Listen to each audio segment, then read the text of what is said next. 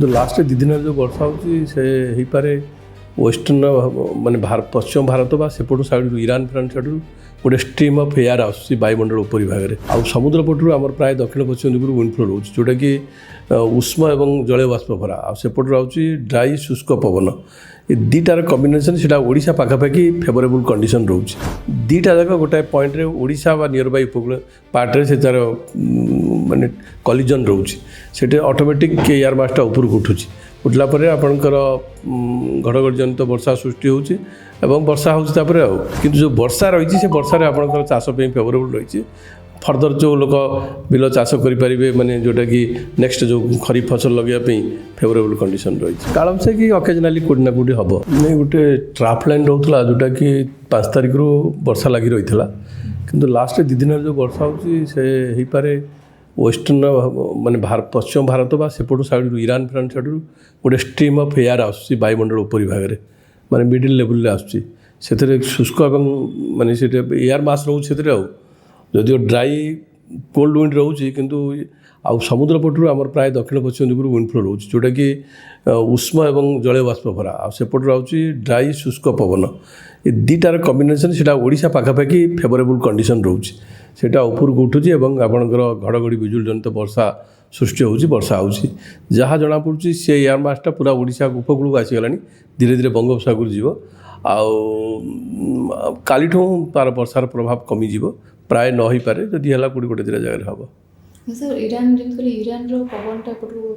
ହଁ, ବାୟୁମଣ୍ଡଳ ଉପରି ଭାଗରେ ସେଇପଟରେ ଜେନେରାଲି ଆମର ପଶ୍ଚିମା ବାୟୁ ପ୍ରବାହ ଯେଉଁଟା ଥାଏ ୱେଷ୍ଟର୍ଣ୍ଣ ଡିଷ୍ଟର୍ବାନ୍ସ ସେଇପଟ ସାଇଡ଼ରୁ ଆସେ, କାସ୍ପିଆନ୍ ସି ଆରଏଲ୍ ସେପଟରୁ ଆସେ।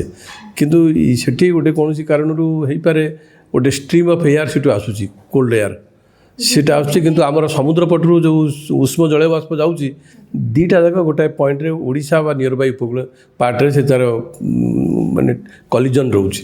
ସେଠି ଅଟୋମେଟିକ୍ ଏୟାର ମାସଟା ଉପରକୁ ଉଠୁଛି। ଉଠିଲା ପରେ ଆପଣଙ୍କର ଘଡ଼ଘଡ଼ି ଜନିତ ବର୍ଷା ସୃଷ୍ଟି ହେଉଛି ଏବଂ ବର୍ଷା ହେଉଛି ତାପରେ ଆଉ କାଲିଠୁ ଏତେଟା ଆଉ ପ୍ରଭାବ ରହିବନି। ଧୀରେ ଧୀରେ ତାପମାନ ବଢ଼ିବା ଆରମ୍ଭ କରିବ। 12 ତାରିଖକୁ ଟେମ୍ପରେଚର୍ ମଧ୍ୟ କିଛି ଜାଗାରେ 40 ଡିଗ୍ରୀ ବା ପ୍ଲସ୍ ଅଧିକା ହେଇପାରେ। ଧୀରେ ଧୀରେ ଟେମ୍ପରେଚର୍ ବଢ଼ିବ। 15, 16, 17 ଆଡ଼କୁ ବି ଟେମ୍ପରେଚର୍ 43, 44, 45 ପର୍ଯ୍ୟନ୍ତ ବି ଯାଇପାରେ ଆଭ୍ୟନ୍ତରୀଣ ଓଡ଼ିଶାରେ। କାଳବୈଶାଖୀ ସମ୍ଭାବନା ଆଉ ଏତେ ରହିବନି। ଟେମ୍ପରେଚର୍ ବଢ଼ିଲେ କିନ୍ତୁ ଯେତେବେଳେ ଓଡ଼ିଶା ବଙ୍ଗୋପସାଗର କୂଳରୁ ଯେ ଫେଭରେବୁଲ୍ କଣ୍ଡିସନ୍ ରହିଲେ ସି ବ୍ରିଜ୍ ଫଳରେ କେଉଁଠି ନା କେଉଁଠି କାଳବୈଶାଖୀ, ବିଶେଷ କରି ମୟୂରଭଞ୍ଜ, କେଉଁଝର, ବାଲେଶ୍ୱର ସେପଟ ସାଇଡ଼ରେ ରହିବ, କିମ୍ବା ତଳେ କନ୍ଧମାଳ ସାଇଡ଼ରେ କନ୍ଧମାଳ କିମ୍ବା ସେ ଯେଉଁ ନୟାଗଡ଼ ପକେଟରେ ରହିବ। ନାଇଁ, ଯାହା ଅଲରେଡ଼ି ତ ପ୍ରୋବ୍ଲେମ୍ ଥିବା ଯାହା ଯେଉଁ ଚାଷୀ ଆପଣଙ୍କର କାରଣ ଯେତେ ଗୁଡ଼ା ଥଣ୍ଡରଷ୍ଟର୍ମ ଆକ୍ଚୁଆଲି ଏତେ ଆଗରୁ ଏତେ ଏର୍ଲି ମାନେ ଜଷ୍ଟ ଆଫ୍ଟର ନୁନ୍ ହଏ ନା, ଏଇଟା ସବୁ ଇଭିନିଂ ଆୱାର୍ସ ଏତେ ଆଫ୍ଟର 4:35 PM। କିନ୍ତୁ ଏବେ ଦେଖାଯାଇଛି 1:30, 2ଟାରେ ମଧ୍ୟ ହେଉଛି। ବିପଦ ଥିଲା କିଛି, ମାନେ କାଜୁଆଲିଟିର ବି ରିପୋର୍ଟ ଆସିଛି ଆପଣଙ୍କ ନ୍ୟୁଜ୍ ମାଧ୍ୟମରେ। କିନ୍ତୁ ଏବେ ଆଉ ସେମିତି କିଛି ନାହିଁ। ଯଦିଓ କାଳବୈଶାଖୀ ରହୁଥିଲା, ଆପଣଙ୍କର ଘଡ଼ଘଡ଼ି ବିଜୁଳି ରହୁଥିଲା, କିନ୍ତୁ ଯେଉଁ ବର୍ଷା ରହିଛି ସେ ବର୍ଷାରେ ଆପଣଙ୍କର ଚାଷ ପାଇଁ ଫେଭରେବୁଲ୍ ରହିଛି। ଫର୍ଦର ଯେଉଁ ଲୋକ ବିଲ ଚାଷ କରିପାରିବେ, ମାନେ ଯେଉଁଟାକି ନେକ୍ସଟ ଯେଉଁ ଖରିଫ ଫସଲ ଲଗାଇବା ପାଇଁ ଫେଭରେବୁଲ୍ କଣ୍ଡିସନ୍ ରହିଛି।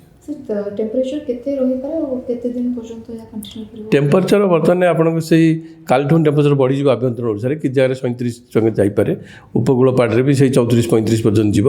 କିନ୍ତୁ 12 ତାରିଖରୁ ସାର୍ପ ରାଇଜ୍ କରିବ। 11 ତାରିଖରେ ଥୋଡ଼ା ବହୁତ ବି ବଢ଼ିବ, କିନ୍ତୁ 12 ତାରିଖକୁ ବହୁତ ଅଧିକ ବଢ଼ିବ, ମାନେ ସାର୍ପ ରାଇଜ୍ ରହିବ। 3 ଡିଗ୍ରୀ 4 ଡିଗ୍ରୀ ଟେମ୍ପରେଚର୍ ପଡ଼ିବ 12 ତାରିଖଠୁ। ଆଉ ସେଇଟା କଣ୍ଟିନ୍ୟୁ ରହିବ ପ୍ରାୟ ଫର୍ ଏ ୱିକ୍, କାରଣ କୌଣସି ସିଷ୍ଟମ୍ ଦେଖାଉନି। ଯଦି ସାମୁଦ୍ରିକ ପବନ ଫଳରେ କାଳବୈଶାଖୀ ହେଲା, ସେ ଯେଉଁ କାଳବୈଶାଖୀ ହେବ ସେ ଲୋକାଲାଇଜ୍ଡ, ଗୋଟିଏ ଦୁଇଟା ଜାଗାରେ, ଲାର୍ଜ ଏରିଆରେ ହେବନି। ଏବେ ଯେମିତି ଆସିଲା ବହୁତ ଜାଗାରେ ଆପଣଙ୍କର ବର୍ଷା ହେଉଥିଲା। କାଳବୈଶାଖୀର ଗୋଟାଏ ଦୁଇଟା ଜାଗାରେ ପ୍ରଭାବ ରହୁଥିଲା ଅଧିକା, କିନ୍ତୁ ବର୍ଷା ଅଧିକ ସେ ପ୍ରକାର ଆଉ ରହିବନି। ଖରା ରହିବ, ଯାହା ଜଣାପଡ଼ୁଛି ଆପଣ ସେକେଣ୍ଡ ପାର୍ଟଟା ଖରା ରହିବ, ସେକେଣ୍ଡ ଫୋର୍ଟନାଇଟ୍ଟା। କାଳବୈଶାଖୀ ଅକେଜନାଲି କେଉଁଠି ନା କେଉଁଠି ହେବ ମୟୂରଭଞ୍ଜ ସାଇଡ଼ରେ।